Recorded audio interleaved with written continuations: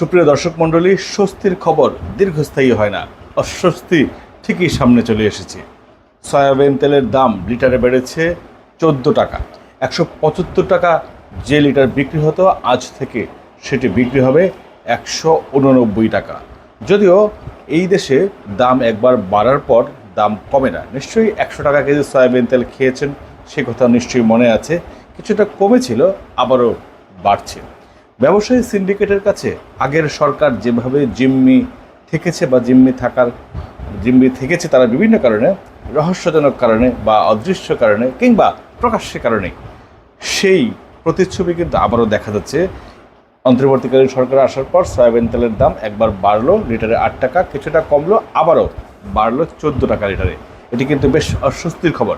রমজানে দ্রব্যমূল্যের নিম্নগতি কিংবা দ্রব্যমূল্য মানুষের ক্রয় ক্ষমতার মাঝখানে থাকার যে স্বস্তি ছিল, সেই স্বস্তি নিমিষেই উড়ে যাচ্ছে কর্পূরের মতো।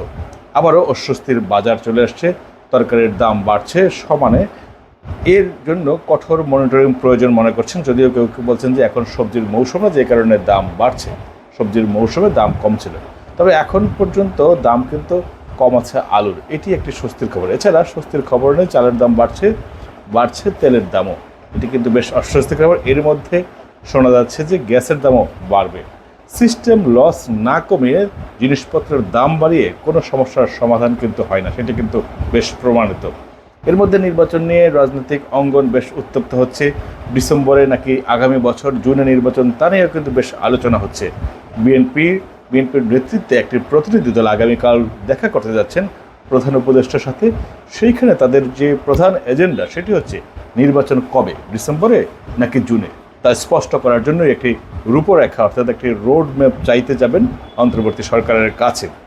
এর মধ্যে নতুন দল গঠনের ঘোষণা দিয়েছেন ডেস্টিনির রফিকুল আমিন। বৃহস্পতিবার নতুন দল ঘোষণা করার কথা রয়েছে। নিশ্চয়ই জানেন যে নির্বাচনের আগে অনেক রাজনৈতিক দল গঠন হয়, নির্বাচনের পর আবার সেসব রাজনৈতিক দল জাদুর মতো ভেনিশও হয়ে যায়। যাই হোক, আমরা চাই বেশি দল হোক, বেশি দল হলে বেশি প্রতিদ্বন্দ্বিতা হবে, কিন্তু নির্বাচনটি কবে, ডিসেম্বরে নাকি জুনে? বিএনপি কি পারবে ডিসেম্বরের মধ্যে নির্বাচন আদায় করতে? প্রধান উপদেষ্টা ডক্টর মোহাম্মদ ইউনূস বারবার বলছেন এই বছরের ডিসেম্বরে নির্বাচন হতে পারে যদি সংস্কার সীমিত পরিসরে হয়। লং টার্ম যে সংস্কার সেটি এখন সম্ভব নয়, শর্ট টার্ম সংস্কার করতে চাইলে সেটি এখনই ডিসেম্বরের মধ্যে করা সম্ভব। অন্যথায় আগামী বছর জুন অর্থাৎ 26শে জুনে নির্বাচন হওয়ার কথা। এর মধ্যে আপনারা নিশ্চয়ই জানেন যে 26শে ফেব্রুয়ারির 20-21 তারিখ নাগাদ আবারও রমজান শুরু হবে। রমজানের ঈদ, তারপর কুরবানির ঈদ। এর মধ্যে জুন জুলাইয়ে বাজেটের বিষয় তো থাকছেই, ঝড় ঝাপটার বিষয়ও থাকছে, যে কারণে সেই সময় খুব একটা নির্বাচনের রেওয়াজ নেই বাংলাদেশে। বাংলাদেশে নির্বাচন হয় ডিসেম্বর, নভেম্বর, ডিসেম্বর, জানুয়ারি, ফেব্রুয়ারি, এই সময়গুলিতেই মূলত নির্বাচন হয়।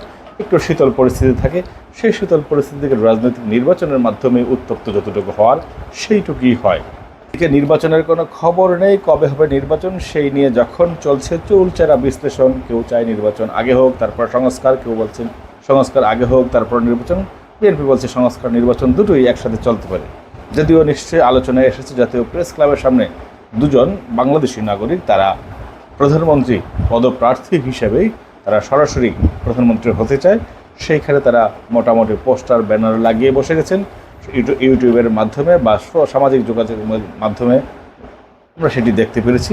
সরাসরি এই দেশে প্রধানমন্ত্রী নির্বাচনের কোনো বিধান নাই, সেটি হয়তো তারা জানেন না। জানলে হয়তো তারা সেই পথে এগোতেন না। এমপি মন্ত্রীর দরকার নেই, তারা সরাসরি প্রধানমন্ত্রী হতে চায়। হতে পারে বাংলাদেশের যে পরিস্থিতি, কে কখন কি হয়ে যায় সেটি বলা মুশকিল, কার লঙ্গি খোলে কার কপাল খোলে সেটিও কিন্তু বলা মুশকিল। আমরা চাই যে একটি সুষ্ঠু নির্বাচন হোক, সকল রাজনৈতিক দল অংশগ্রহণ করুক, একটি সুন্দর নির্বাচন মানুষ উপহার দেয় সরকার, মানুষ যাতে ভোট দিতে পারে, মানুষের ভোটের পর মানুষ যাকে ভোট দেবে তারা নির্বাচিত হবে, এটি মোটামুটি নিশ্চিত। এতক্ষণ আমাদের সাথে থাকার জন্য আপনাদের অসংখ্য ধন্যবাদ।